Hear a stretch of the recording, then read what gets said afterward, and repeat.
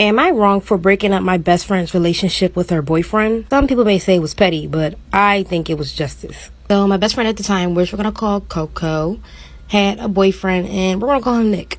They met in high school their junior year, and they were together for about 2 years. Nick was seriously in love with Coco. He would literally do everything for her.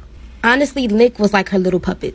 Honestly, throughout the relationship, I felt as though Coco really didn't respect Nick. I mean, the things that he did for her, I wish a man would do for me. And I just really felt like she didn't really appreciate him. If I was in a relationship with Nick, the relationship would have been mutual. I seriously believe that Nick deserved better because Coco wouldn't do anything. She literally added no value to the relationship, but Nick, he would buy her things, took her shopping, went on dates, went on trips, and Coco had nothing to show for it. So I made a plan to steal her man. And in the next part, I'll tell you exactly why I decided to make part 2 on why I decided to steal my best friend's man. So like I said, the relationship between Coco and Nick wasn't mutual. Coco seriously did not deserve him. In the process of their entire relationship, Coco was cheating on Nick. And as a best friend, I tried to keep it cordial, but I just didn't like how Nick was getting treated, especially with all the things that he was doing for her. And you won't even believe the person that she was cheating on Nick with. My crush. And she knew that was my crush. She tried to hide the fact that she was talking to him, but I ended up finding out through mutual friends. I never confronted Coco about it because I just wanted to see if she would be honest with me. But for weeks, she never did.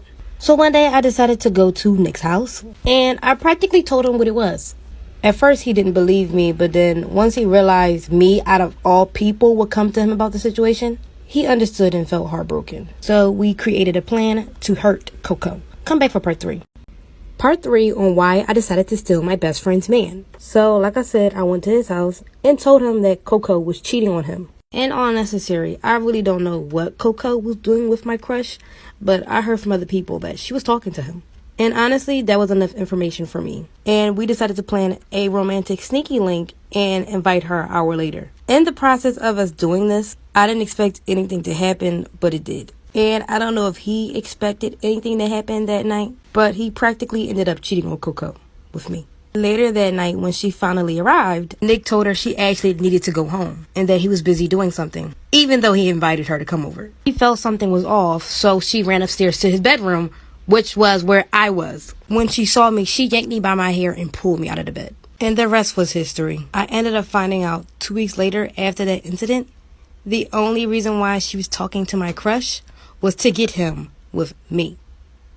Time about how my mom planned to kill me. Yes, I said my mother. So a little background information, I was 16 years old and I was in 11th grade. Now it's not like my mom hated me my whole life, because there was a time whenever she was super happy and she did really love me. Well, it all started whenever my dad had left her. She went into this deep depression. She quit her job. She wouldn't get out of bed in the morning. She stopped cooking, stopped cleaning. And she always blamed me because she thought it was my fault that our dad left. When in reality, my dad still texts me all the time asking how I'm doing. All of a sudden, a flip switch, my mom started cooking again, going to work. I never really ate her food because it low-key looked weird. But one day I came home from school and saw her putting rat poison in my food. And I wish I was kidding. But she's fucking crazy. So I said hi, but she didn't answer me. So I tapped her on the shoulder. She turned around and put a knife up to my neck. I ran out the door, called the police. They arrested her, and now I am happily living with my father and my non-crazy story time about the girl who left me unconscious in the girls' bathroom. So a little background information. I was pretty young at the time. I was in 7th grade and I was 11 years old. And there was this girl who we're gonna call Jenna.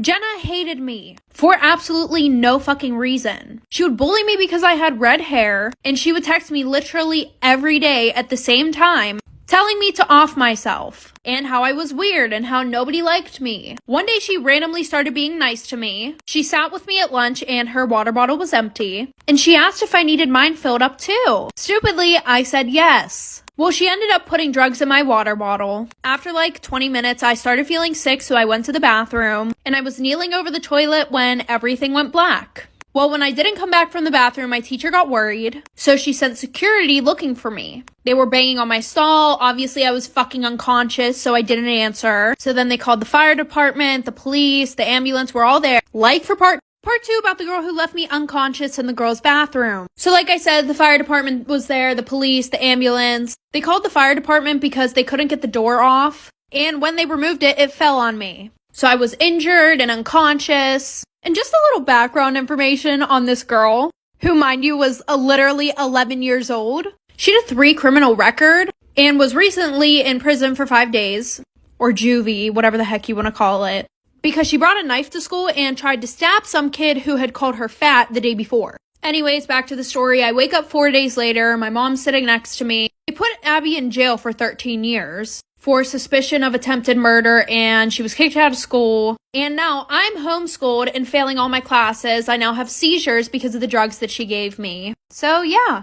Story time about my unhealthy obsession with my ex-boyfriend. So a little background information, I was 18 and in 12th grade, and him and I had been dating for about 4 years, and it was around Thanksgiving, so it was pretty much college decision time. I got accepted into UCLA, and I was really happy because it was super close to home, and my boyfriend, who we're gonna call Devin, got accepted there also. So I was super excited that we did not have to do the long distance thing, until a week later he calls me, and apparently he got some soccer scholarship, so now he's going to Berkeley. So I was like, okay, maybe we can make long distance work. Well, then he tells me that he doesn't want to make it work and he thinks that we should just break up. Well, a week after that, him and I were sleeping together again. So I thought that meant that we were back together. The one day I was leaving his house and I heard his mom talking about me. And she was like, oh, is she coming to the Christmas party? And I was super, super happy. Until Devin says, oh, we're not together anymore and I'm thinking of inviting a different girl. Well, a week later, the party rolls around and I decide that I'm going to show up anyways. Like for part 2.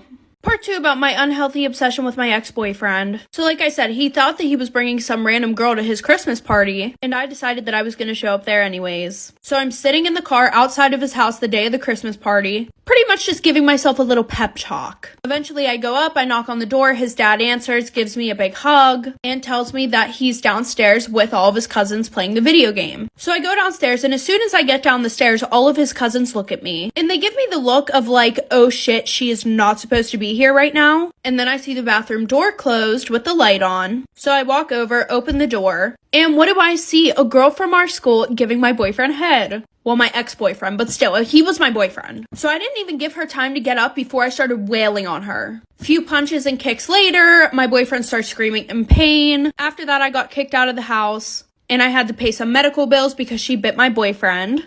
And I'm still on probation for beating her ass. Story time on how I fell in love with my dad and tried to sleep with him. But did he stop me? Okay, so boom, we jumping right into this one. I was 13 years old at the time and both my parents were 40. I'm an only child and they call me Miracle because I was their miracle baby. My parents had been together since high school and claimed they were soulmates, but that made me angry. You see, I love my dad, but not in the father-daughter way. I mean, I'm in love with him. I want to do everything with him, make love with him, and grow old with him. And I want my mom to go away and disappear. My dad always told me how beautiful I was and said that I'm a princess. He opened doors for both me and my mom, but like I said, I just feel like she's in the way. I always kiss my dad on the lips to greet him, and so much times I wanted to go further. But I couldn't because my mom was there, and I would just greet my mom with a regular kiss on the cheeks. She would even joke saying how come she don't get kisses like dad. Ugh, cause you're not him. But I was gonna make sure I end up with my dad. Like for part 2. Part 2 on how I fell in love with my dad and tried to sleep with him. But did he stop me? Okay, so boom, like I said, I would greet my dad with a kiss on the lips, but I would greet my mom with a kiss on the cheeks. And she would joke around and say, how come I don't get a kiss like dad? Because you're not him. My mom also told me I was pretty and stuff. She was a great mom, but I wanted my dad. And she was stopping that, so I hated her. I always waited for the perfect time to make a move on my dad because deep down I felt my dad wanted me too. Well, one day my mom went on a 3-day vacation with her mom and I was left alone with my dad. This was my chance. I was going to set the mood and try to sleep with my dad. Then we were going to kick my mom out the house and he was going to realize that I was his actual soulmate. So I set the room up with some flowers I found around the house and also with some candles. I told him I had a surprise for him and I blindfolded him and walked him to the room. It was their room, by the way. Then I kissed him, but this time a real kiss. Like for part 3. Part 3 on how I fell in love with my dad and tried to sleep with him. But did he stop me? Okay, so boom, like I said, I blindfolded my dad and brought him to the room and then I kissed him. But this time a real kiss. My dad softly pushed me back and said, Miracle, what are you doing? I took his blindfold off and he looked very confused. Then he said, what is this? As he looked at the flowers and the candles. Then I told him, Dad, this is our chance. We don't have to pretend anymore. Take me. My dad just stared in literal confusion. So I made a move and I jumped on him. Then I said it louder. Dad, take me. My dad immediately took action.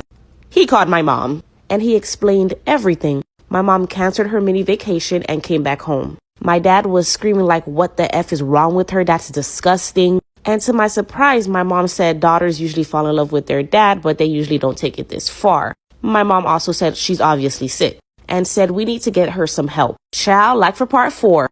Part 4 on how I fell in love with my dad and tried to sleep with him, but did he stop me? Okay, so boom, like I said, my dad called my mom and told her everything that I attempted. My mom canceled her vacation and came back home. My dad was disgusted, but my mom was really more understanding. My mom said that I was obviously sick and needed to get some mental help to get past this. Did I mention my parents had a very healthy relationship? That's why they call each other soulmates. Well, I went to mental health programs, therapists, and all that good stuff for the next 5 years. Now I'm 18 and I don't love my dad in that way. And I actually find myself absolutely crazy that I even was thinking that way when I was 13. I'm 18 now with a boyfriend and my parents still treat me like I'm their daughter. But one thing's for sure, my dad never allows us to be in a room alone together. Child, he wasn't having it. He loved my mom and originally was very disgusted by me. He had to take time to get past it. So to answer, did he stop me? Yes, he did.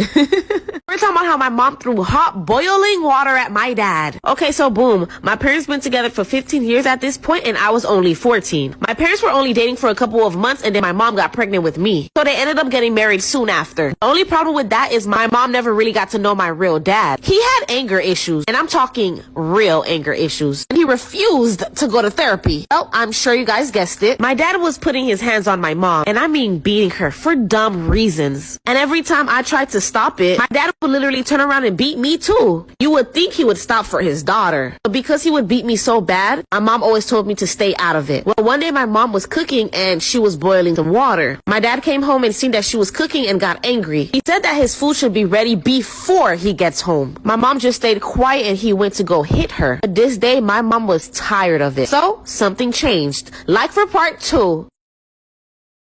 Part 2 on how my mom threw hot boiling water at my dad. So like I said, once my dad got home, he was super angry. He told my mom that his food should have been ready already, even though my mom was literally cooking it. So he went to beat her. But my mom was sick of it. But as he went to hit her, my mom just took the boiling water and threw it at his face. My dad screamed, ran upstairs, and went into the bathroom. My mom took the keys, ran to the car, and we drove to her sister's house. My mom was hysterical. No one in our family knew what was going on in our household, so we had to explain everything to everyone. We called the cops on my dad, and now he's in jail. But I did ask my mom what changed this time. She said she couldn't stand there anymore, but not because of her, but because of me. She didn't want me to grow up thinking this was okay and that this how men treat their women. And she definitely didn't want him to lay one more finger on me ever again. So she had to build up the courage for herself and for me both. And I will always be super proud of my mom. Talking about how my dad had a threesome with my brother and another man. Okay, so a quick rundown. My parents divorced when I was 13 and just a year after, my dad got with another man. So at the time, I was 14, my brother was 15, my mom was 34, my dad was 36, and his boyfriend was 30.